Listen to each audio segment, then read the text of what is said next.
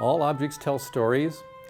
Every place we stop along the trail that we're walking, anywhere, here in this county, this state, this country, this world, there exist layers of time.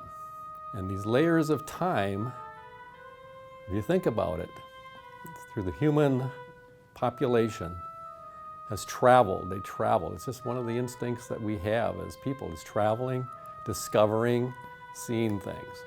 You could stop and there will have been something that occurred, most likely, at that particular spot in history. So I believe that. Okay, I'm Ray Nelson. I am a local sort of historian. I don't really call myself a historian, but other people do. We're in the Crow Wing County Museum in Brainerd, Minnesota. What I'm here today is to talk about this relic gun stock that I came upon here in the museum in the 1980s. In the 1980s, I was into muzzleloading shooting, muzzleloading firearms, rendezvousing, all those type of fun things to do. The director here at the time asked me to come in and kind of look at the gun collection and maybe do some cleaning of the guns. So I came in and they had this big old wooden box came out of storage. And in this box, this was part of the collection there. And I looked at that and I said, wow!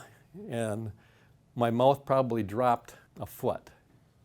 I saw that and immediately knew that this was something very unique, very unusual to be here as part of an object that was found in the fur trade area of Minnesota. And all it said on the card was F.T. Gustafson, found in Lower Hay Lake. Lower Hay Lake is in Crow Wing County, north of here, part of the Whitefish chain of lakes. 14 lakes all connected by water. Those lakes were connected before the dam was built. There's a big dam that I know a lot about because I managed it for about 30-some years. And Lower Hay Lake is a big lake. It's not one of your smaller lakes. There was no description saying, I found it here, or in this location. There was no GPS units, just Lower Hay Lake. Well, F.T. Gustafson, he is an interesting person because he collected a ton of artifacts here in Minnesota in Crow Wing County and Cass County. So I did a little research into Mr. Gustafson and found out that from between 1920 and approximately 1931 is probably when this artifact was discovered on a low water condition on the Lower Hay Lake, part of the Whitefish Chain Reservoir. His recording of information was a little lacking. Back then, when they wrote in journals and narratives, they assumed everybody knew what they were talking about. They were not leaving little bit tidbits of information that said that was a 30 caliber rifle or a 20 gauge shotgun or anything. They just called it a gun typically, and that was it. You're supposed to know what we're talking about. Amateur archaeology goes back a long, long time. In doing research on this particular gun, I came across an article from Kelly, who on Sunday afternoons, many Sunday afternoons, the neighborhood would get together for a picnic and they would visit Indian sites and collect artifacts. They were kind of, in my opinion, like the beginning amateur archaeologists. And nobody thought about documenting these sites found along the Mississippi River or wherever. They just collected them, put them on the wall in some displays and called them generic Indian artifacts. That's not how we should be doing things, today anyway. But to quote Mr. Gustafson and the information I got from the Minnesota Historical Society, he said, what we might classify as junk, which merits only the wastebasket, the historian of 100 years from now may pounce upon with glee, since it's obvious that the historian needs all types of literature in his search for hidden facts. Thus, it is obvious that the historical library, which collects only substantial and finely printed volumes, is not a working library. And I have a lot of aha moments, in this whole thing that's been going on for 30-some years here. I looked at this here, and the previous director here said we were thinking about throwing it away because it's kind of just there. You know, it's kind of an old thing that really means nothing. I about had a heart attack, of course, you know. I thought, wow, this is an object that, you know, and she wasn't aware at the time that I was, you know, in my pastime trying to come up with information about this. I said, let's start talking about maybe I should get my act together and produce something. And luckily, through this whole process, one of my archaeological friends, Doug Burke, who passed away about a year ago at a young age of 72, I think it was, had encouraged me to write up this stuff and have it, you know, available for people in the future. Just like what he's saying here, you know, 100 years from now, somebody might look at that and say with glee, wow, you know, I've been looking for that type of information. This was a relic condition. It's what people mostly throw away. Like another piece over here, which is part of another project. What the people that found that had the same idea. Is this something we just throw in the garbage, or is it something worth, you know, keeping and saving? And I usually say, let's save it first, you know, because there may be a story with it. It seems like most objects do have a story to tell. Okay, getting on to this one here, but I looked at this and I said it was unique. And so unique from different muzzle-loading firearms of the time period, and the time period that we're talking is the 1700s, somewhere between 1730 and 1780, and that's a long time ago, almost 250 years ago. And in studying this, I had to learn a lot. I thought I knew a lot in the 1980s, but I discovered in researching this, I knew very little and had to keep learning every day of my life almost. But what was really unique here, you look at it, it's got a nice slim looking appearance. When I talk about slim in architecture, I'm going to compare it to some other firearms over here. But he's got a wrist here, very narrow, 1 3/8 inches. When I started doing this documenting of this and tracing a pattern of it, I thought, well, I'll get it all this information, I'll put it down, and I call that information a material analysis. But this butt plate here, it measures 1 3/8 inches in width. The wrist is 1 3/8 inches in width. It has what's called a cheek rest up here, cheek piece, very prominent. It has a side plate here, flat brass. It has engraving on it, as does the butt plate at the top. Not what we would call high quality engraving, but engraving. And it has a lock plate. This is where the flintlock is. This is what, right here, that's what the flintlock looks like when it's all in one piece. And this particular shape is very unique. And that's why when I saw it with a combination of these things in a sliding wooden box, I said, this is something that's may be valuable and rare. The shape of this is called banana shaped. If you can look on this one, maybe you can see it easier, but it's got a little bit of an arc to it on the bottom of it, kind of curves around like the shape of a banana. And that particular shape basically goes back to around 1730 to 1760. Guns of the 1700s was an evolutionary time in gun making, flintlock making guns in particular. But here's the standard. Everything being built in the 1700s basically was coming out of Germany, France, some out of England. The only people coming to Minnesota in the 1700s were fur trade trappers typically, or some early explorers. And that didn't really start till about 1730 with some French traders and trappers carrying French trade gun type fusils, or fusees, as they are pronounced. And the gun makers in Europe, France and Germany, England in particular, and if you look at these butt plates here, you will see that they're all not shaped or identical. That's because there's an evolutionary process going here. This one here is a French piece that dates around 1730, 1740, and I've drawn on it in marker here the shape of this one, the back side, 1 3/8 inches in width. And if you look here, all these butt plates have wide distances between here, pear shapes. We call these top pieces here tangs. The early pieces, in particular, that came through the fur trade here, the French, and even most of the English, had a tang of 4, 5, 6 inches in length. The typical butt plate that came in the 1700s looked more like this on what are called Northwest trade guns. And this here is an example of a Northwest trade gun right here from the British time period, British era. And you can look at this and see a side plate that's got kind of a serpent type design to it. The lock is round faced, kind of like the Lower Hay Lake one, but it does not have the banana shape. Things are changing again, evolving a little bit. If you notice, the trigger guard is a big old screwed on big bow thing and a butt plate that's nailed on. This was a typical trade gun or smoothbore that was produced by the British and traded to the local native peoples that lived here in this region of Minnesota.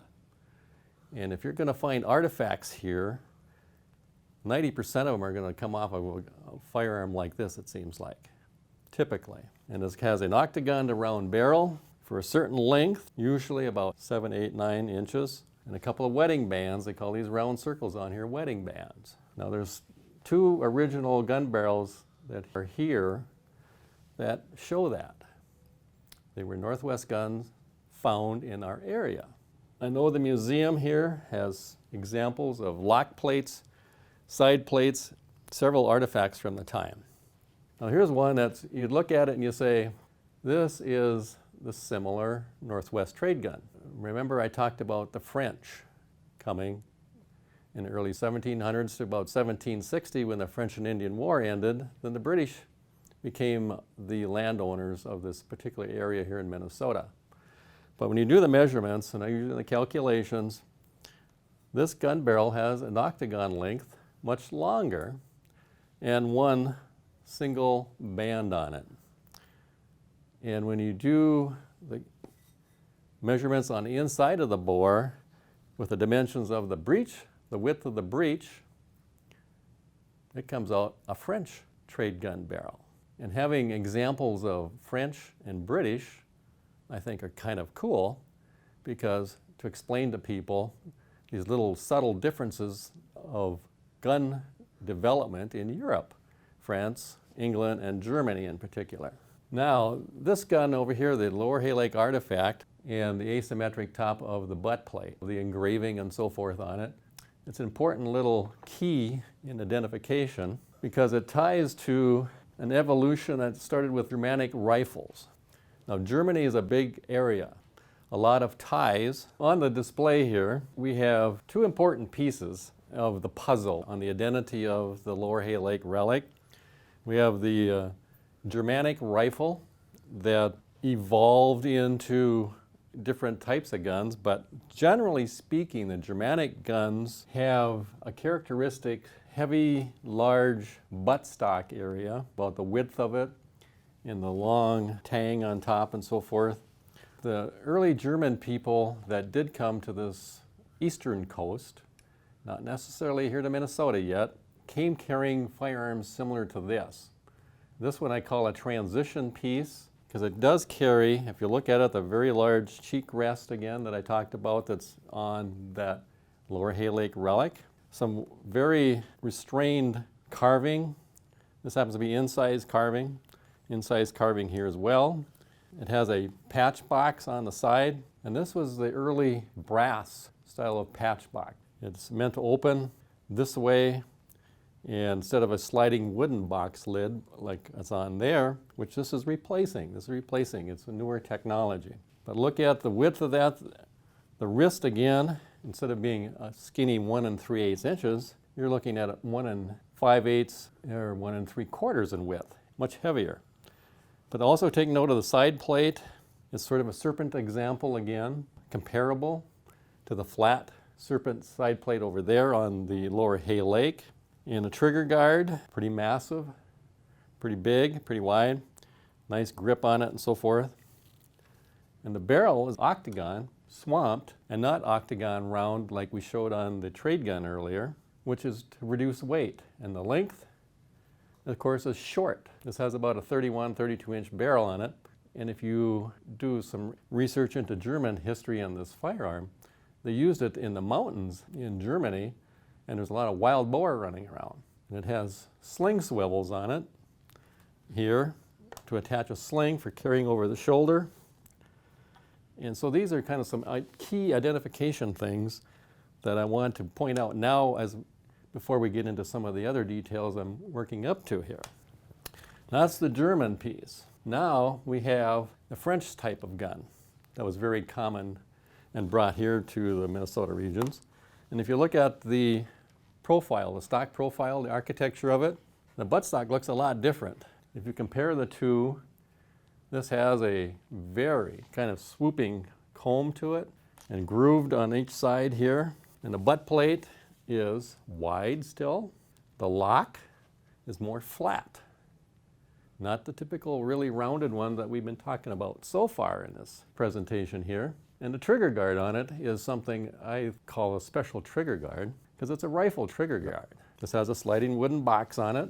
They're dovetailed, did this slide in, and that's where they would keep little tiny tools for maintaining the gun. Sometimes patches, I guess, would go in there too. But it clicks in and is held there by a spring on the butt plate. This barrel is octagon to round, and it's about 20 gauge, I believe, and it has a rear sight on it. And anytime you put a sight on it, typically it changes from a trade gun to a smooth rifle. And there's a little bit more weight, actually, to this tool. Smooth rifles tended to weigh more. Smoothbore trade guns weighed less. And we're talking trade guns of 6 to 7 pounds, and probably a gun like this 7 to 8 pounds. Rifle trigger guards are important to the accuracy of the gun because they get a grip for your hand, not the typical trade gun one, which has it's just a smooth piece along the bottom of the wrist area here. So they're important to identify the differences between those and put on by attachment of one screw. Usually one screw, and then on the attachment in the front is a pin that goes through a lug that you can't see in the wood underneath the lock and so forth that comes out on the other side to hold everything together as one piece. So this is a French piece that was very common, used in Minnesota, and came through this area.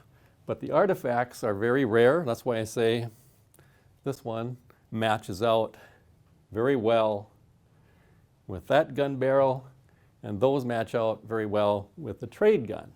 Now, this gun here, the Lower Hay Lake, has a few things that are, I didn't mention, but the wrist on that French gun is about 1.5 inches in width and round shaped. This is round shaped. This is more like an egg, a little more egg shaped in the wrist. These are subtle differences, but they are part of the development process going on in Europe in the 1700s. In searching for this, I took many photographs and had photographs taken of it, all these details to do an analysis of this particular gun. And I would send these photographs off with my analysis of each part that I could take a photograph of here and the measurements, and ask these experts to tell me what I've got here. What is this relic stock? And I sent it to famous people that were really the experts of the time. And one of them was Kit Ravensshire on the Historic Arms Preservation Society in New Berlin, Pennsylvania. And Mr. Ravensshire had worked in London for years, came to Canada, worked for Parks Canada, and did a lot of work identifying and interpreting firearms from the French period in particular and English in Canada before going to Pennsylvania. And his reply back to me says, "Your curious rifle, dear Mr. Nelson," and it's dated February 1989, by the way. Says, "Thank you for your letter and photos. I don't know what this is. I've never seen anything like this before." And I thought, I'm relying on you to tell me what this particular relic stock is. And he says, I'm going to gun shows on the East Coast, and I'll show these photos around, and I'll get a reply back to you. But I also sent to the Museum of the Fur Trade in Chadron, Nebraska. Now, Charles Hanson, in my opinion, was the most knowledgeable person in the United States on fur trade firearms. Charlie was in his 70s, I think, well, this is dated in 1994 in this particular letter. But he says, I appreciate it. On your relic gun stock from Lower Hay Lake, this appears to be a fascinating gun. It must be a rifle because it has the patch box. The lock plate looks continental, but the side plate doesn't ring any bell. It seems to suggest that this might be a French rifle, but I have no idea.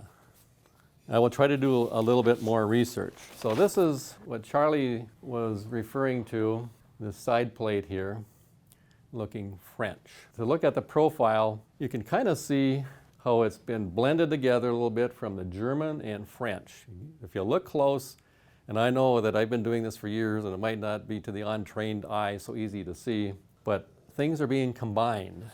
Well, later on I went to England because Kit Ravenshear gave me a bunch of contacts in England to visit. This was when the first letter was prior to my visit, and I was going over there with a friend, Pete Humphrey, who was the anthropologist here at the college, and he had an invitation to the British Museum to look at Native American artifacts collected in Minnesota and northern Minnesota and Canada, and I was going to accompany him to be the photographer. So I was doing a duo thing here. But this is after he took the pictures to the shows on the East Coast, all the gun shows. And there's an opinion, he says, but I think I concur that it was a European export trade rifle. And he said not necessarily anything to do with the fur trade. It has much northern Germanic influence and may even have been Scandinavian. He says, I've seen Danish so-called guns that have very narrow, almost parallel-sided butt plate. And then he said, well, Scandinavians settled in Minnesota, so they must have brought one. Well, it makes sense if this gun was brought in the late 1800s, perhaps, but it would not look like this, I guarantee you, being brought in when the Swedes came in the 1850s and 60s in particular. But he did give me another clue. So these export guns, regardless of their origin, English, Belgian, Low Countries over there, they rarely ever seem to have marketed at home. There's a raft of cheaper guns. Well, that makes total sense. Remember, I'm talking about the engraving not being highly fine engraving. It's more crudely. Well, when you start examining the engraving to examples on Chiefs grade guns being produced by the British, like this one here, this one dates about 1790. This is an original. But if you start looking at engraving, and this is another type of serpent type side plate, engraving on the top, it's more simple engraving, not the real high fine guns that you find in museums. But these were usable guns. And when I was in England, in the Tower of London, I saw similar guns to this on display, along with their very fine high art firearms collected from the royalty and so forth. Well, anyway, I was not happy with the response, I guess, because to me it was off base. You know, it could be Scandinavian, but it did not come in with the Scandinavians in the 1850s and 60s. That didn't match out because they didn't make guns with butt plates and lock plates like that late. That's 100 years too late. So I was kind of frustrated. I got back to the States and all the experts had failed me is what I was saying to myself. Well, aha! You know, little ahas started peeking all around because I had to grow as a person for one thing and learn more about history and the times and guns in themselves. I made one more contact with Mr. George Shumway, who published books, and he did publish books about German guns, Germanic rifles and so forth. And I called him on the phone and he said, well, what you're describing sounds like some firearms that may come from a part of Germany that I have not really researched yet. But I know there's some items out there. There's one in some museums in Philadelphia and such, but it's in the southwest corner of Germany. So I started looking at maps, and when he did publish his book, there was some information about this area down here on this illustrated map. And actually, I run into a German traveling last winter and told me how to pronounce it, and I cannot remember how to pronounce it, but it's spelled O-D-E-N-W-A-L-D. Odenwald. He had a German name for it, but it's a little area down here between the Neckar River and the Rhine River, and there's kind of a forested area in there and a valley. And a community of gunsmiths, he found, were making firearms in Germany that had narrow butt plates, tangs like this, and side plates with some similarity, and a trigger guard that is on here, but this is a casting of what I used to make a copy here. This was a very common denominator in those particular firearms. Just about every one of them that those gun makers were making there had a trigger guard that looked very much like this, mounted on their guns. That trigger guard was popular all the way to the 1800s, because there's another one off an original from the same area, Belgian. This is from the 1850s and 60s in that time period there. So the same design hung on in that area for hundreds of years. Well, anyway, this Odenwald region is what I started calling this particular gun. And I was pretty much sold that it was totally there until I run into some Swiss people in Maine last year. He recognized all these names on that map, and he was rattling off stuff, and I was saying, how in the world, would a Relic gun stock get from there to America and Minnesota? And he said, well, there's an old road. I said, no, I don't know there's an old road. But he said on his map, he pointed, there's an old road that goes way back, and from Switzerland all the way up to the ports, where trade would be. So they could go that road, or they could go by the Rhine River, That helps me a little bit, because I had discovered through Kit Ravenshear that this town of Hanover, there in Germany, northern Germany, was a major exporter of German guns to England, going back as early as 1746, 47 era. And I thought, holy smokes, there's a few little pieces that are kind of gelling here. Moving on to this Caspar Wistar now. Now Wistar, I found out, was a forester right from that Palatinate, that same exact area, who moved to Philadelphia around 1720. And around 1730, he got the bright idea, because rifles were short in America at the time. They didn't have many rifles. All the guns that were coming were similar to this German piece here. But he said the American hunters want longer gun barrels on their guns. He had relatives and friends that still lived back in that particular area. And so he sent orders back there for custom specific dimensional guns to be produced. And then for Germans, because there was a tariff on all this sort of thing, taxes, he coordinated an influx of people moving to Philadelphia, bringing these custom guns as their own to get away from having to pay taxes, and bring them to him, which he would sell to the American frontier people in Philadelphia area. Amazingly, the butt plate design on those firearms that he was bringing, and there are some examples that I came across, looked somewhat like this one. And I thought, holy smokes, okay. Because I was trying to prove too that perhaps this gun might have been made by a US gunsmith. Well, there's also gunsmiths from Switzerland that were also moving to Philadelphia, and one of them's name was Jacob Dubs. And Jacob Dubs set up business in the 1730s and produced guns using these butt plates that were being brought over as trade items to be sold to upcoming gunsmiths in the Philadelphia, Lancaster, Pennsylvania area. That's on the East Coast, but this is in Minnesota. Okay, 1730s, 1740s, maybe even 1750s I'm talking about on the East Coast. And the British and the French had a war, French and Indian War, that was fought a little bit east of here. But a lot of the fur traders that were in Minnesota at the time were called back to fight this war. And when they lost in 1761, the British were right there and ready to take over this lucrative fur trade in this area here that the French had possessed for not quite 100 years, but close to. And they knew the value of furs. The beaver pelt was called soft gold because it was actually worth more than gold back in the 1700s.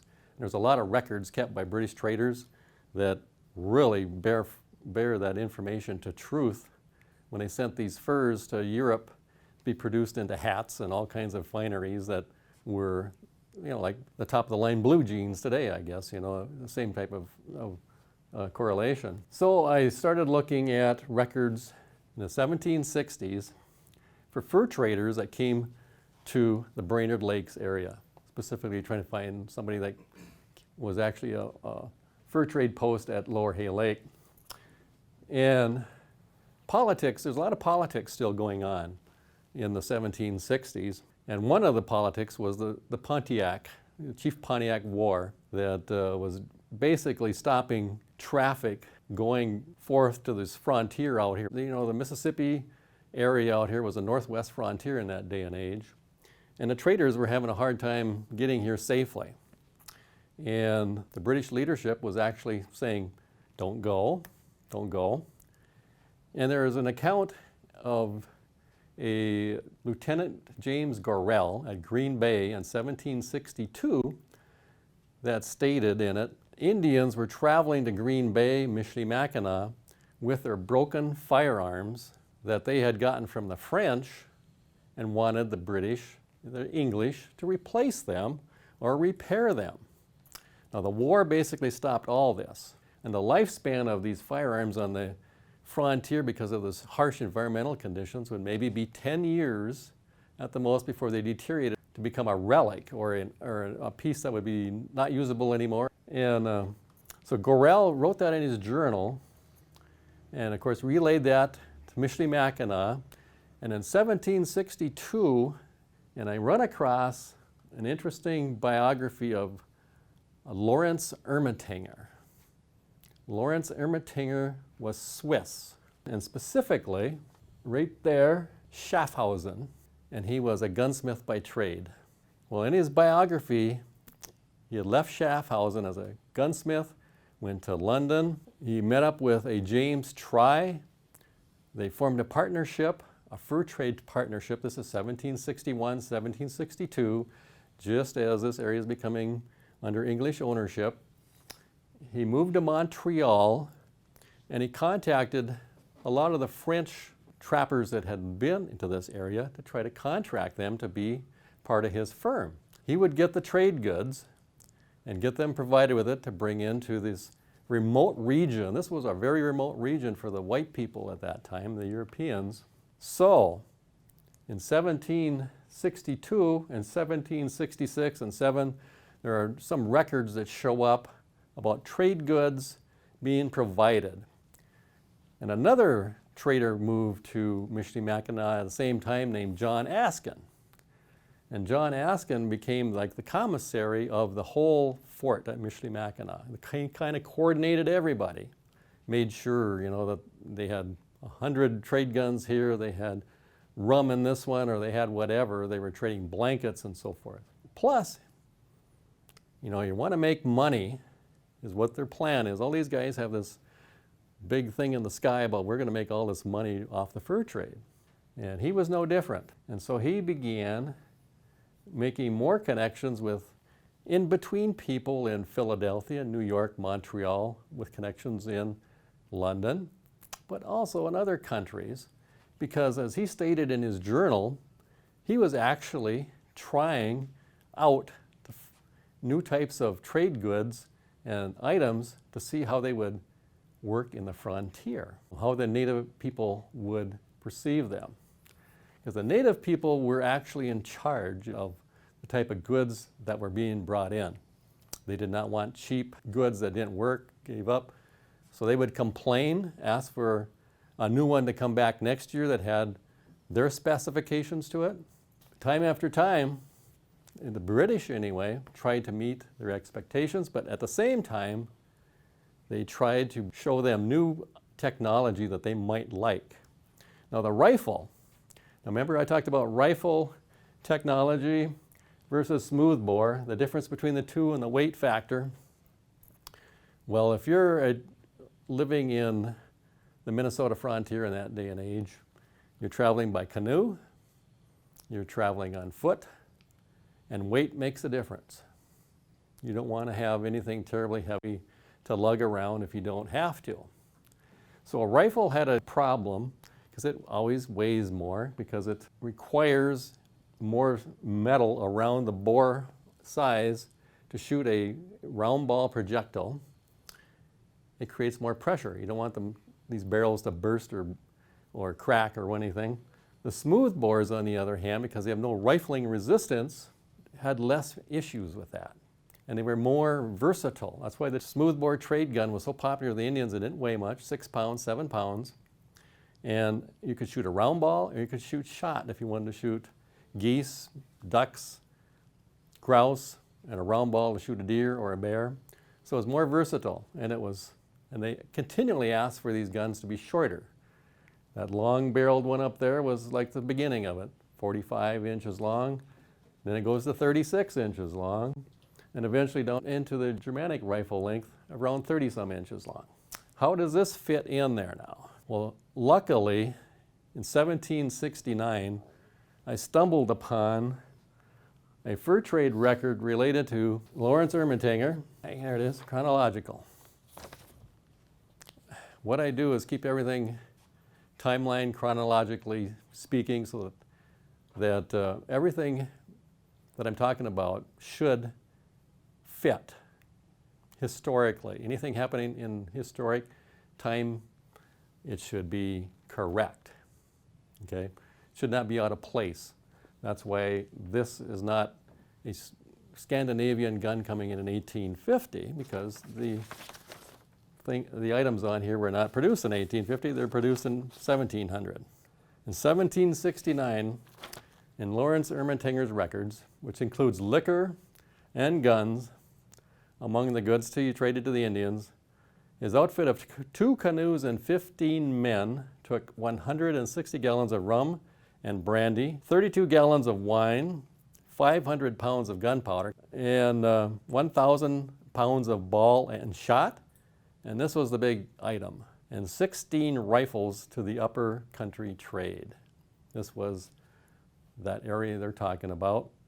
And he later wrote his supplier, when ordering 100 Northwest guns and 1,000 ball, "You will know that these are absolutely necessary for the Indian trade." Now, this is the first historical record of a journal or narrative that I ever found that mentions the rifle. And the reason I believe him, because he was a gunsmith from Schaffhausen, Switzerland, who had contacts over there to get him these type of goods. Now remember, I was just talking earlier about the scarcity of repaired firearms and firearms for trade at the Green Bay Post.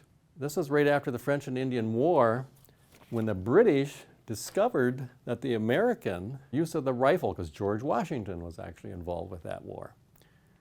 But the rifle was used for the first time in warfare.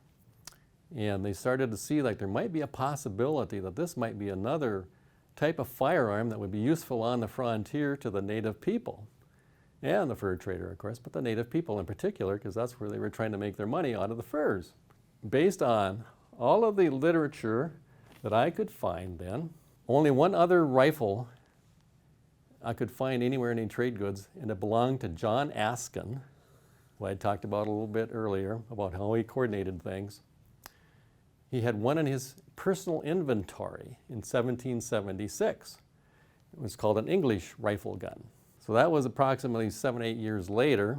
And interestingly enough, in that period from 1769 through 1775, 76, in researching the history of this area, and traders that came here. One of them that come up was James McGill.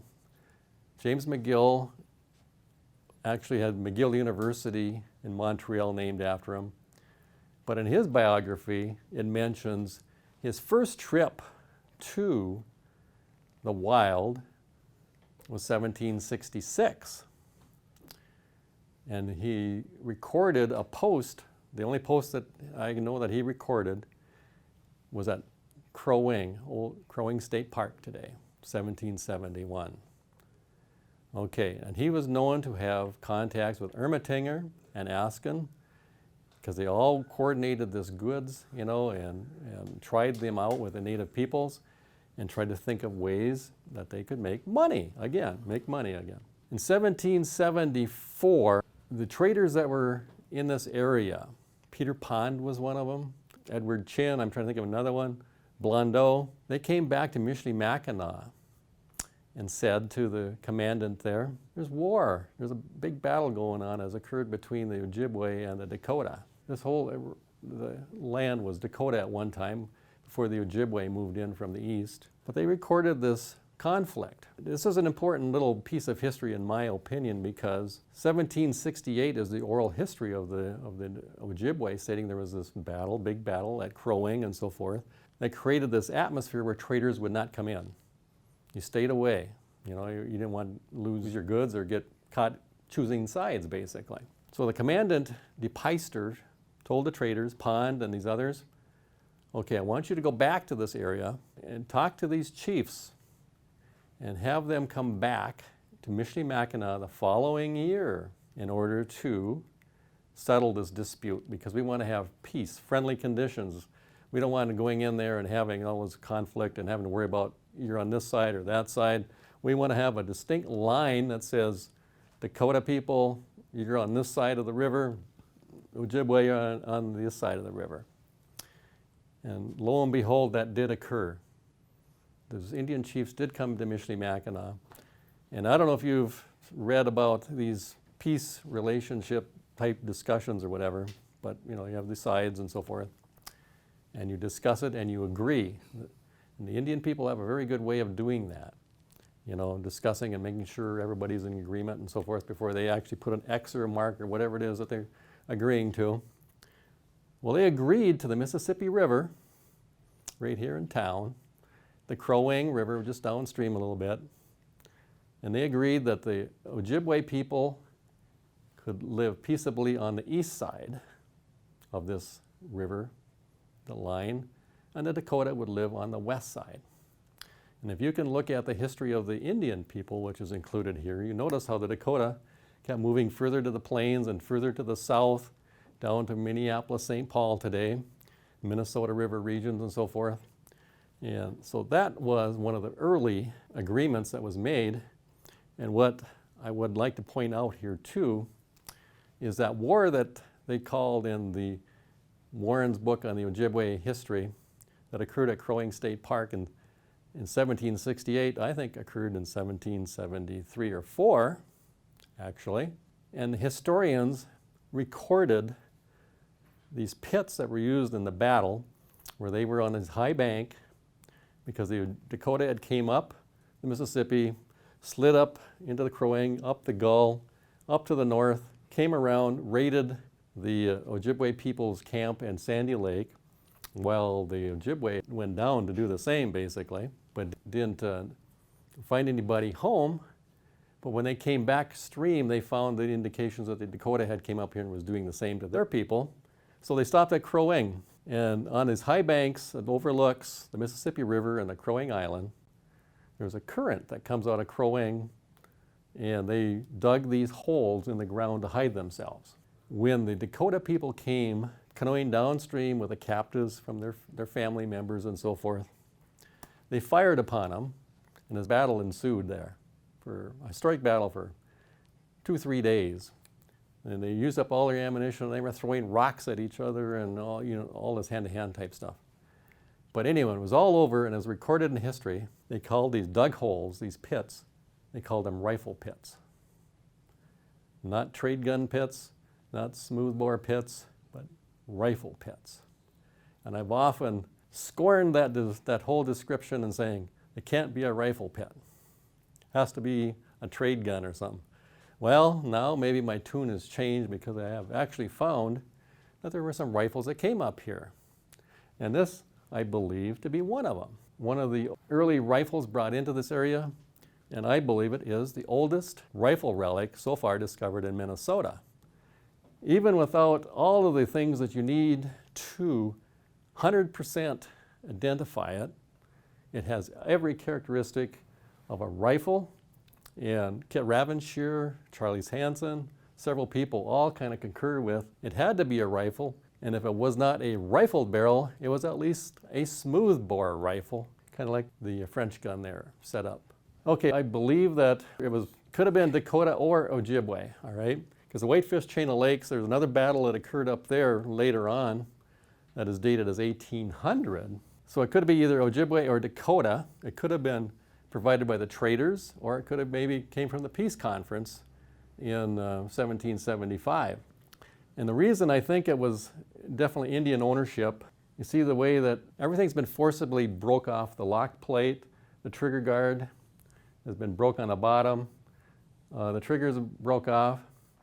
But what really is astounding on this whole thing, this sliding wooden package box lid still exists right here. And that one particular item is one of the first things ever lost on the frontier. Usually these are never ever found anymore. Even on original guns, this has been lost and replaced typically. But this one still exists. So there's another piece of information I got from Charles Hansen, and it was a quote by John Askin, the trader from Michilimackinac. This is the document that I've developed all of this years of looking for answers. And I got this Askin paper information from Charles Hansen and Museum of the Fur Trade. John Askin's personal papers provide more insight into the condition of the rifle relic and how it got broken and found as a buttstock missing the barrel and forestock. Indians inhabiting the interior of the country, Askin described, it is well known that the Indians always have the guns of their deceased relation deposited in a broken condition in their graves, which deprives the rising generation from benefiting. The stock of the gun and the barrel are directly broke ahead of the trigger guard. So that little disclosure from him matches out well with this, and it could have came from a grave that was above water before the dam was built by the Corps in 1886, 87. And when the rising waters came up, and over the course of time, the management of the Corps dams in the headwaters here is to basically draw down in the fall the lake level for the snow melt in the spring, so that it comes up. So there's a period where the lake is going down, and usually by December it gets down to its lowest level, and then they try to hold it.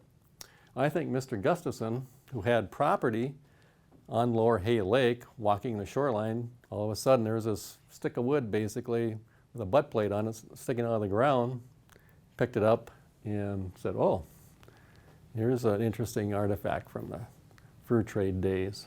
There's no account that I can find that there was a grave, but people die at different times. You know, you don't all die in war or die in camp or whatever. Sometimes you're traveling, and that's a major travel route through there. Lower Hay Lake, Lower Hay Lake Creek, the Whitefish Chain, the Pine River, all the way down to the Mississippi. And there's all these connections, and they could have been traveling to pick blueberries, or they could have been traveling to hunt, and people die. And so a lot of times they buried people along these trails. If they're buried for 100 years, you know, it's hard to know that they were there. But when I was up there as the manager for years, I'd always have people stop into my office from time to time and say, well, I know there's got to be a burial ground over there because I see bones, you know, sticking out of the banks and things like that from the water eroding it away. So there are sites that are undocumented, really, mostly undocumented. And I assume that's probably one of those sites. There's a lot of documented sites that are under protection, but you never know. But anyway, that's kind of the story, but I felt that this here does not tell the entire story unless you know what it really looked like. You know, trying to imagine the rest of it. So that's why I built this particular gun using the architecture and profile of that. I made up a pattern, dimensions and so forth, like I had talked about earlier. And I wanted to make what I would call a export trade rifle, kind of a Chief's grade version of it, you know, a special gun with engraving. And I did not match everything perfectly because in my research, I found out that the gun makers never did that. On pieces like this, they made them unique and not exactly the same. So I followed that same concept, but I used the narrow butt plate, 1 3/8 inches.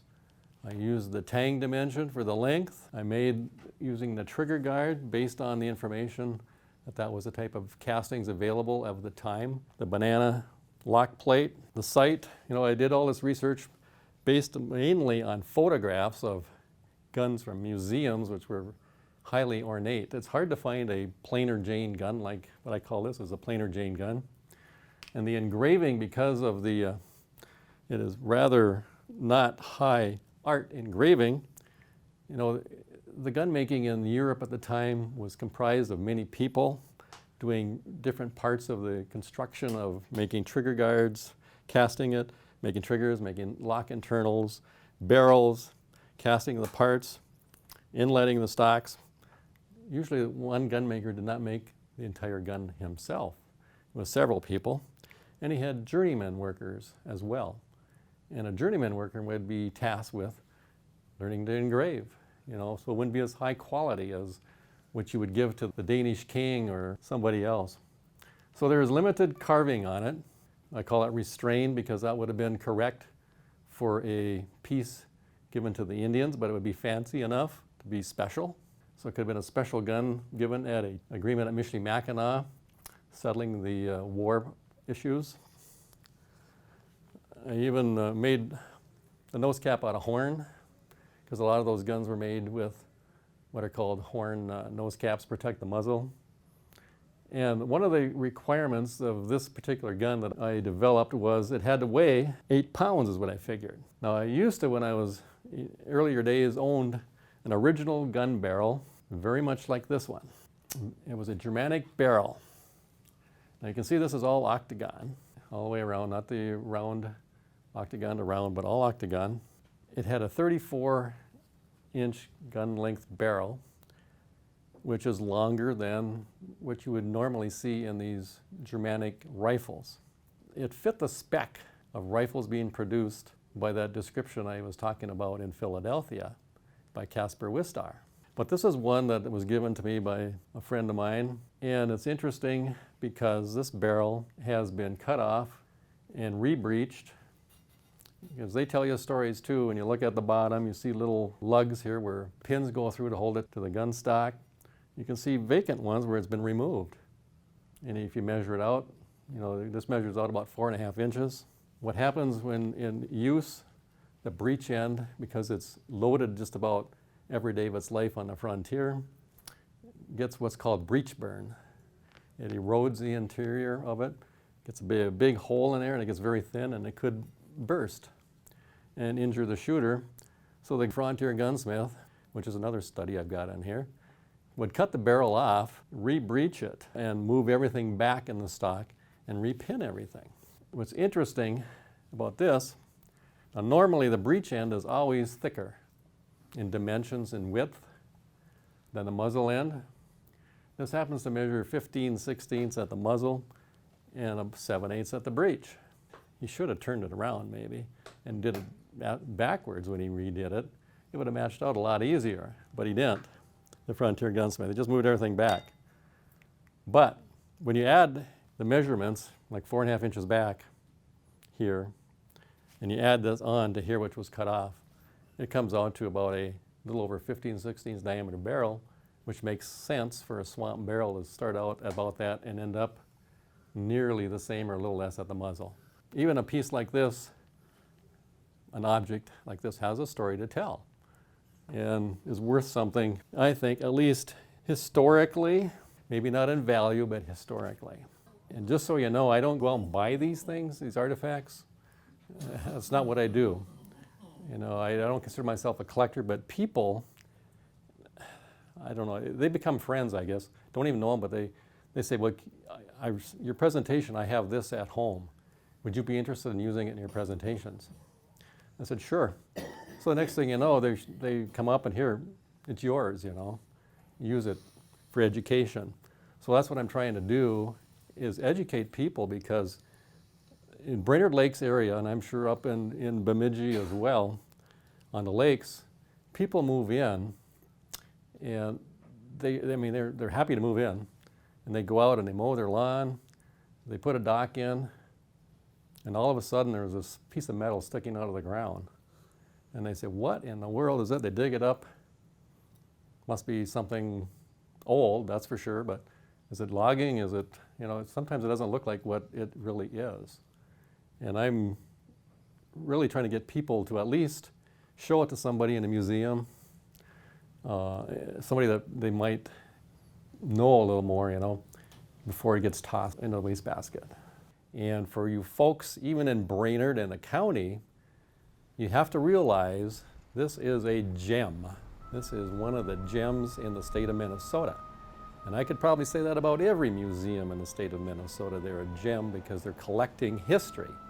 They're collecting stories, objects that people have left for some reason, that were, some things were valuable, some things were nostalgic, whatever, but it's all related and connected, and that's what's here.